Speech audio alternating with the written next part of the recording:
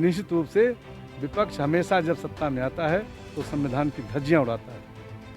भाजपा जब सत्ता में आती है तो संविधान पर काम करती है। वो विपक्ष जो 2007 में सत्ता में आया तो 2012 में निपट गया, और 2012 में जो आया वो 17 में निपट गया।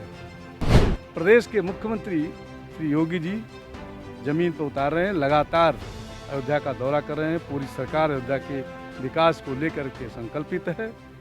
व्यापारियों के बीच में उकसाने का काम करते हैं, गलत तथ्यों पर आधारित आरोप लगाते हैं। आने वाले दिनों में उनका भी कहीं न कहीं स्थान मिल जाएगा, वो भी किनारे हो जाएंगे। जो लोग आरोप लगाते हैं वो संविधान पर काम करें। उनका कभी भी संविधान से कोई मतलब नहीं था, और जब मतलब भी था तो केवल कुर्सी के लिए था। आज सबसे ज़्यादा अगर खुशहाली आई है, सबसे ज़्यादा अगर कहीं न कहीं विकास का रास्ता प्रशस्त हुआ है, तो मस्जिद की बात करने वाले लोग जब तौलें नापें, जिसकी वो बात करते थे, आज़ादी से लेके 75 वर्षों में कांग्रेस सरकार थी, कांग्रेस की सहेली पार्टियों सरकार थी, इन लोगों ने क्या दिया?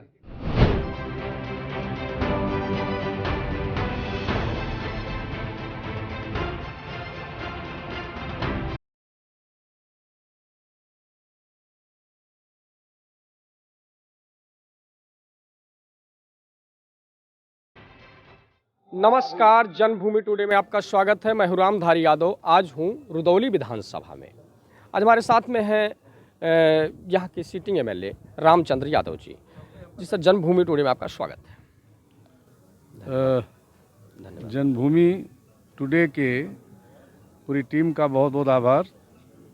हम लोग भारतीय जनता पार्टी की जो गांव गरीब झुग्गी झोपड़ी की बहुत सारी योजनाएं हैं, उन्हीं की योजनाओं के लिए, उन्हीं के जन जन तक पहुंचाने के लिए काम कर रहे थे, और उसका परिणाम ये निकल के आया कि आज हम लोग जहां पे हैं,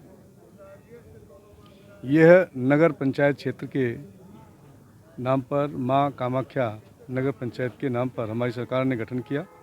आज ये पूरा इलाका जो ग्रामीण प्रवेश का था, जहां पर राजकीय इंटर कॉलेज, जहाँ पर सामुदायिक स्वास्थ्य केंद्र, जहाँ पर पुलिस की चौकी, और यहीं पर पेयजल योजना के और बहुत सारे यात्रियों के निवास के वो बहुत सारे काम जो अपेक्षित थे, श्रद्धालुओं की आधारभूत सुविधाओं से जुड़े जो विषय थे, वो सब के सब काम पूरी तरह से संपन्न हो चुके हैं। यह नगर पंचायत जो माँ कामाख्या धाम का गठन हुआ है, अब इनमें आने वाली जो बस्तियां हैं, जो मोहल्ले हैं, जो वार्ड हैं, पूरी नगर पंचायत सीमा का हम लोगों ने अध्ययन किया है। अब यहाँ पर वो जो ग्रामीण के स्थान पर शहरी योजनाएं चलेंगी, वो सारी शहरी योजनाएं, चाहे वो प्रधानमंत्री ग्रामीण आवास योजना हो, चाहे वो इंटरलॉकिंग, नाली, पक्की रोड, या फिर बहुत सारे ऐसे गांव बस्तियों में जो जहाँ पर अभी स्ट्रीट लाइट का, सोलर लाइट का, या फिर वो जो बड़ी लाइटें हैं उसकी लगने का काम है। ये सारा काम करीब 3 करोड़ 86 लाख रुपए की स्वीकृति हुई है। सर, ये आप विधानसभा क्षेत्र से हैट्रिक मारे हैं और आप बड़ी जीत के अंतर से भी जीते हैं, और आपकी बड़ी जिम्मेदारी होगी जिले में भी। 2 नगर पंचायत बढ़ी हैं और जिम्मेदारी सारी आपके ऊपर होगी, तो आप किस तरीके से देखते हैं? देखिए, भारतीय जनता पार्टी का एक एक कार्यकर्ता अनुशासित दायरे में रह के काम करता है। रुदौली विधानसभा क्षेत्र में केवल एक नगर पंचायत बढ़ी ही, जिसमें हम लोग चर्चा कर रहे थे, और दूसरी नगर पालिका रुदौली है, जिसका सीमा विस्तार हुआ है। इन 2 नगर पालिकाओं पे हम जो विस्तार हुआ उन गांव पंचायतों को शहरी आधारभूत सुविधाओं से जोड़ेंगे, और ये जो ग्रामीण प्रवेश में माँ कामाख्या नगर पंचायत गठन हुआ, इसमें आने वाली बस्तियों को शहरी योजनाओं से जोड़ेंगे। ये दो नगर पालिका, एक नगर पालिका, एक नगर पंचायत का वो बहुत सारा काम हम लोगों को हर हाल में आने वाले दिनों में पूरा करना है, और इसीलिए माँ कामाख्या नगर पंचायत के कार्यालय की भी स्वीकृति हुई है। और इसी तरह से वो जो हमारा रुदौली नगर पालिका का कार्यालय नगर में है, वो भी एक बड़े क्षेत्र में बनने जा रहा है। नगर पालिका की आबादी के हिसाब से वहाँ पर हर तरह की सुविधा देने के लिए स्टाफ की नियुक्ति, संसाधन का विस्तार, ये सब प्रस्तावित है, और बहुत जल्दी ये सब होने वाला है। सर विपक्ष बार बार आरोप लगा रहा है कि ये जो अभी आरक्षण सूची आई है इसको लेके सवाल खड़ा कर रहा है, इस पर आप क्या कहेंगे? देखिए, विपक्ष के पास कुछ नहीं बचा है। विपक्ष केवल आरोप लगाता है। और आपको याद होगा, वो विपक्ष जो 2007 में सत्ता में आया, 2012 में निपट गया, और 2012 में जो आया वो 17 में निपट गया। यही तो यहाँ का विपक्ष आप मानते हैं? उसके पहले जो विपक्ष था वो वही लोग थे जिन्होंने लंबे दिनों तक इस देश में राज किया, जिनको देश की सत्ता से बाहर किया जनता ने, और प्रदेश में तो उनको कहीं कोई स्थान नहीं मिला। आज एक विधायक उत्तर प्रदेश की विधानसभा में कांग्रेस पार्टी का और एक विधायक बीएसपी का, और समाजवादी पार्टी की जो स्थिति है वो आपके सामने है। विपक्ष की जो स्थिति है, हम उस पर केवल इतने कहना चाहते हैं, जनता जनार्दन से जो जनादेश मिला है विपक्ष को, उसका पालन करना चाहिए। विपक्ष दूर दूर तक कहीं भी अपनी जिम्मेदारियों का निर्वहन नहीं करता, केवल आरोप लगाता है। सर अयोध्या में विकास के नाम पे जो चौड़ीकरण हो रहा है, इसमें व्यापारियों का आक्रोश है इस तरीके का, इस पर आपकी क्या प्रतिक्रिया है लोगों को? पूरी अयोध्या अच्छी बसे, अच्छी बने, अयोध्या की गरिमा महिमा के अनुसार पूरी अयोध्या तरक्की करे, विकास करे, इस तरीके का विजन लेकर के देश के प्रधानमंत्री जी काम कर रहे हैं। और उसको प्रदेश के मुख्यमंत्री श्री योगी जी ज़मीन पर उतार रहे हैं, लगातार अयोध्या का दौरा कर रहे हैं। पूरी सरकार अयोध्या के विकास को लेकर के संकल्पित है। जो लोग आज व्यापारियों के बीच में उकसाने का काम करते हैं, गलत तथ्यों पर आधारित आरोप लगाते हैं, आने वाले दिनों में उनका भी कहीं न कहीं स्थान मिल जाएगा, वो भी किनारे हो जाएंगे। ये अयोध्या है। अयोध्या में मर्यादा राम की जन्मभूमि, और उस जन्मभूमि पर मंदिर न बने, इसको भी लेकर के तो यही जो लोग आज उकसा रहे हैं, यही लोग काम कर रहे थे, अलग अलग तरीके तर्क दे रहे थे। सुप्रीम कोर्ट ने मर्यादा पुरुषोत्तम राम की जन्मभूमि पर भव्य मंदिर बने, इसका निर्माण हो, इसके लिए रास्ता प्रशस्त किया।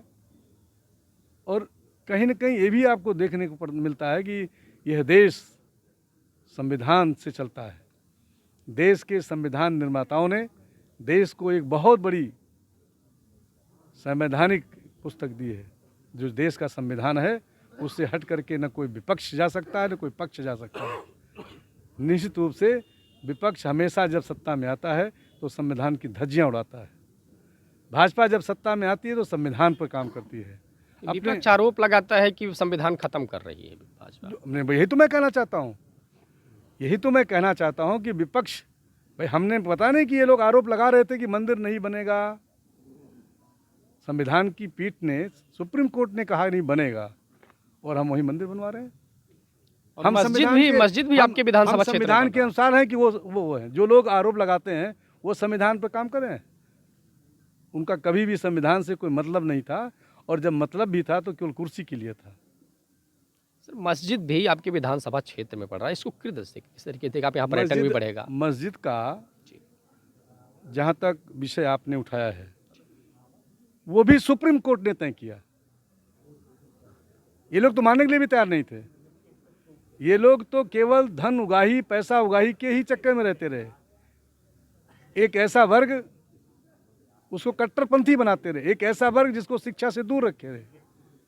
आज सबसे ज़्यादा अगर खुशहाली आई है, सबसे ज़्यादा अगर कहीं न कहीं विकास का रास्ता प्रशस्त हुआ है, तो मस्जिद की बात करने वाले लोग जरा तौलें नापें।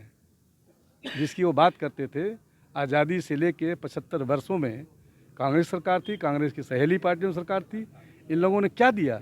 आज देश के प्रधानमंत्री जी जब प्रधानमंत्री आवास की स्वीकृति देते हैं तो सबका साथ, सबका विकास, सबका विश्वास, 2.5 लाख रुपया अगर राम प्रसाद को भी जाता है तो वही 2.5 लाख रुपया अशफाक को भी जाता है। सर ये जो उपचुनाव हुए हैं, 2 जगह समाजवादी पार्टी उनके सहयोगी लोगों ने जीता, और एक जो रामपुर की बात चल रही है उसमें कह रहे हैं कि बीजेपी ने जो है, हालांकि मामला सुप्रीम कोर्ट में भी गया, इसमें कह रहे हैं कि बीजेपी ने खुलेआम धांधली की है। देखिए, इस पर आप क्या कहें? जब वो चुनाव हारते हैं तो कहते हैं ईवीएम गड़बड़ हुए, और अब की बार चुनाव जीत गए तो कहते हैं कि नहीं, सरकार ने धांधली कर दिया। जरा स्वयं भी अंतरात्मा में भी जरा सोचें, आरोप लगाने वाले लोग। ये लोग तो कहते थे कि ईवीएम खराब गई इसलिए सत्ता जो है हमारी चली गई, मैनपुरी के जीत गए। देखिए, यहाँ जनता जनार्दन है, जनता की सेवा करके ही हम लोग आज सत्ता में हैं और जनता की सेवा कर रहे हैं। जनता की सेवा करके पुनः मैनपुरी या दूसरी जो भी सीटें वो लोग जीत गए हैं, उन सीटों पर भी भारतीय जनता पार्टी जीतेगी। सर, लास्ट सवाल आपसे, लगभग कितनी जो आपके पास नगर पंचायत, नगर पालिकाएं और एक नगर निगम है अयोध्या में, कितने पे आप विजय हासिल करने की बात कर रहे हैं? अयोध्या की सभी नगर पंचायतों पर, सभी नगर पालिकाओं पर और निगम पर, सभी पर भारतीय जनता पार्टी चुनाव जीतेगी। धन्यवाद। ये थे रामचंद्र यादव, जिन्होंने बेबाकी से अपनी बात को रखा और इन्होंने साथ ही साथ कहा कि उन लोगों को ये सोचना चाहिए कि जो इस तरीके से सांप्रदायिक बात करते हैं और साथ ही साथ ईवीएम और चीज़ों को लोग जो सवाल उठाते हैं वो अपने ऊपर झांक के देखें। कैमरा पर्सन महेंद्र पाल के साथ रामधारी यादव, जन्मभूमि टुडे, अयोध्या।